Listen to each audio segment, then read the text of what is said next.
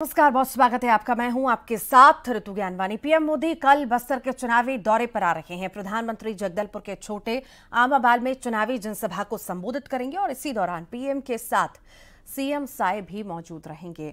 PM Modi की इस rally में 1 लाख से अधिक लोगों के जुटने की उम्मीद जताई जा रही है। मोदी की सभा के लिए विशाल मंच बनाया गया, साथ ही सुरक्षा के तगड़े इंतजाम किए गए। पीएम की सभा में 3 स्तर की सुरक्षा होगी। यहां चप्पे चप्पे पर जवानों की तैनाती रहेगी। इधर पीएम मोदी के बस्तर दौरे पर सियासत भी तेज हो चुकी है। एक तरफ जहां बीजेपी पीएम के केवल बस्तर दौरे को ऐतिहासिक बता रही है, तो वहीं कांग्रेस ने कहा पीएम चुनाव के समय ही बस्तर आते हैं।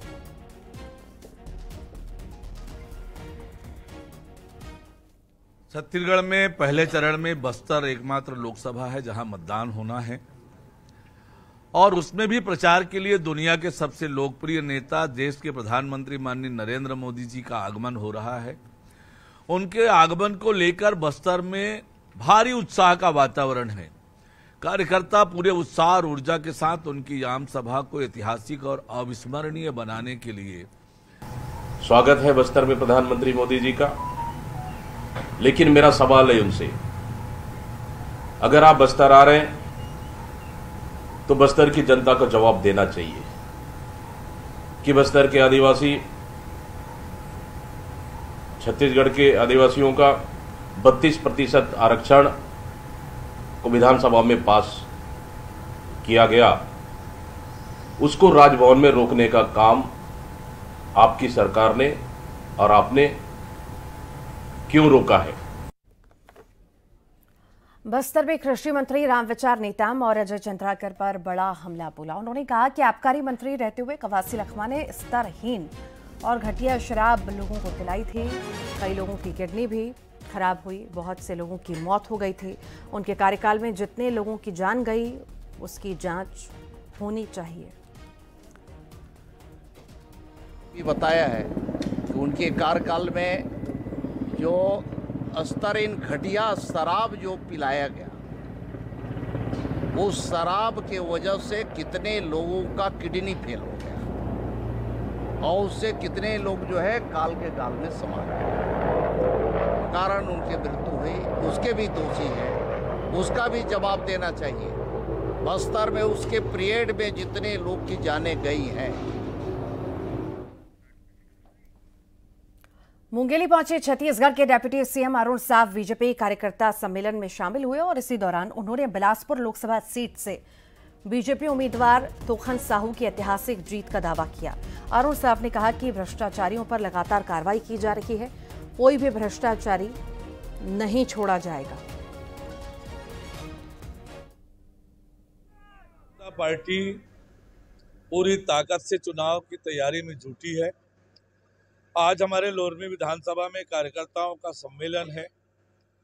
इस सम्मेलन के माध्यम से कार्यकर्ताओं को दिशा निर्देश मिलेगा कि एक एक मतदान केंद्र में कैसे भारतीय जनता पार्टी जीते, किन मुद्दों को लेकर जनता के बीच जाएंगे, किस प्रकार से चुनाव की रणनीति होगी। इन सब की चर्चा और मार्गदर्शन हमारे पार्टी के सभी वरिष्ठ नेतागण आए हुए हैं, वो देंगे। निश्चित रूप से कार्यकर्ताओं की इतनी बड़ी संख्या और उत्साह ये बताता है कि लोरमी विधानसभा में लोकसभा चुनाव में भी ऐतिहासिक लीड मिलेगी और रिकॉर्ड मतों से हमारे प्रत्याशी तोखन साहू जी को यहां से बढ़त मिलेगी। और हर विधानसभा की तरह लोरमी विधानसभा की कार्यकर्ता बेहद उत्साहित है। पहली बार लोरमी विधानसभा के कार्यकर्ता को लोकसभा से प्रत्याशी बनाया गया है, तो ये स्वाभाविक रूप से लोरमी के कार्यकर्ताओं में बेहद उत्साह है। आगे आकर के जय श्री राम का नारा लगा रहे हैं। हमारी माताएं बहनें आरती उतार करके माला पहना करके स्वागत कर रही है। बेहद उत्साह है और मुझे लगता है कि लोरमी विधानसभा से एक बड़ी जीत दर्ज हम लोग करेंगे। राजनांदगांव लोकसभा से कांग्रेस प्रत्याशी भूपेश बघेल गुरुद्वारे में मोजा और सिर पर टोपी लगाए पहुंच गए, जिसका वीडियो अब वायरल हो रहा है और सिख समुदाय ने विरोध भी जताया। आपको बता दें कि भूपेश बघेल चुनाव प्रचार के दौरान राजनांदगांव पहुंचे थे। गुरुद्वारे में मत्था टेका। उनके साथ डूंगर का विधायक दालेश्वर साहू और कांग्रेस कार्यकर्ता भी मौजूद थे और इस पर बीजेपी ने भी सवाल उठाए। सिर्फ पदाधिकारी नहीं बल्कि जितने भी भाजपा के कार्यकर्ता हैं पोलिंग बूथ के कार्यकर्ता हैं, सारे लोगों के मन में ये बात है कि मोदी जी का जो गारंटी है उस पर सारे लोगों को भरोसा है और मोदी जी के गारंटी को ध्यान में रखते हुए सब 7 तारीख को जब वोटिंग करेंगे तो पूरा कमल ही कमल निकलेगा। इसी छत्तीसगढ़ में 54 सीट पाकर हमने भारतीय जनता पार्टी के अभी माननीय विष्णुदेव साय जी के नेतृत्व में सरकार बनाया, तो मुझे पूरा भरोसा है और मैं ये विश्वास के साथ कह सकता हूँ कि इस बार माननीय नरेंद्र मोदी जी के नेतृत्व में हम लोग 400 सीटें पार करेंगी और ये कोई बहुत मुश्किल नहीं है, ये उससे ज़्यादा ही सीटें जाएंगी। छत्तीसगढ़ में गुना का जिक्र करेंगे। शिवपुरी लोकसभा सीट पर ज्योतिरादित्य सिंधिया का आक्रामक प्रचार लगातार जारी है, लेकिन उनकी मदद के लिए न सिर्फ पूरी बीजेपी लगी हुई है बल्कि सिंधिया परिवार का हर सदस्य चुनावी मैदान में उनके लिए प्रचार कर रहा है। पहले उनकी पत्नी प्रियदर्शनी राजे सिंधिया और अब उनके बेटे आर्यमन सिंधिया चुनावी मैदान में नजर आए। आज लगातार दूसरे दिन मां आर्यमन सिंधिया के चुनाव प्रचार में दिखे। इस दौरान चंदेरी में एक चाय की दुकान पर पहुंचे, जहां उन्होंने चाय बनाकर वहां मौजूद लोगों को पिलाई।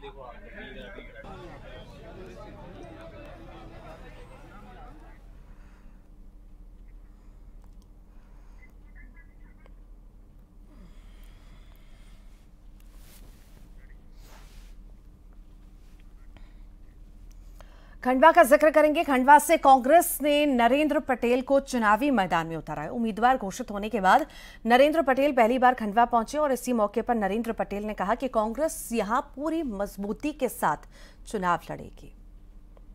सभा सीट से अब तस्वीर साफ हो गई है। भारतीय जनता पार्टी ने ज्ञानेश्वर पाटिल को टिकट दिया तो वहीं कांग्रेस ने नरेंद्र पटेल को अपना उम्मीदवार बनाया है। टिकट घोषित होने के बाद उन्होंने सबसे पहले उन नेताओं से मुलाकात की जो कहीं ना कहीं टिकट की दौड़ में थे या जिनकी सहमति बहुत जरूरी थी। क्या नाराजगी दूर कर रहे थे? झुमा सोलंकी से मुलाकात की, शेरा भैया से मुलाकात की। अगर किसी विधानसभा का कोई प्रतिनिधित्व करता है, भिकनगांव विधायक अभी हमारी भाभी झुमा सोलंकी जी हैं, तो एक हमारी कटसी बनती है कि जो प्रत्याशी बना है उनसे मिलना चाहिए। ये मैंने सोचा अपने विचार से, कोई नाराज़गी नहीं है। मैं जब वो जिला कांग्रेस थे तब मैं ब्लॉक अध्यक्ष उनके उस समय पर रहा हूँ, तो मेरी और भाभी की ऐसी कोई नाराज़गी का प्रश्न नहीं उठता। शेरा भैया से भी मिले? शेरा भैया से तो मेरे को मिलना बहुत ज़रूरी था क्योंकि वो मेरे पुराने मित्र रहे, तो मुझे बहुत ज़रूरी मैंने समझा कि शेरा भाई से भी मिले और बुरहानपुर का प्रतिनिधित्व भी करते हैं, तो उनसे भी मैंने मुलाकात करी। जो प्रत्याशी है बीजेपी के ज्ञानेश्वर पाटिल, वो चुनौती नहीं मानते आपको और कांग्रेस को भी नहीं? अब अभी क्या है कि जिस प्रकार से उन्होंने आँख में जो पट्टी बांधी है उपचुनाव जीत कर, उनको ऐसा लगता है कि मैंने किसी को सामने प्रतिद्वंदी को माने नहीं, लेकिन ये उनका प्राउड है। निश्चित तौर से मैं समझता हूँ कि खंडवा लोकसभा क्षेत्र के मतदाता भाई जब तक मतदान न करें तब तक ये बातें नहीं करना चाहिए। अमित जायसवाल, न्यूज़ 18 खंडवा।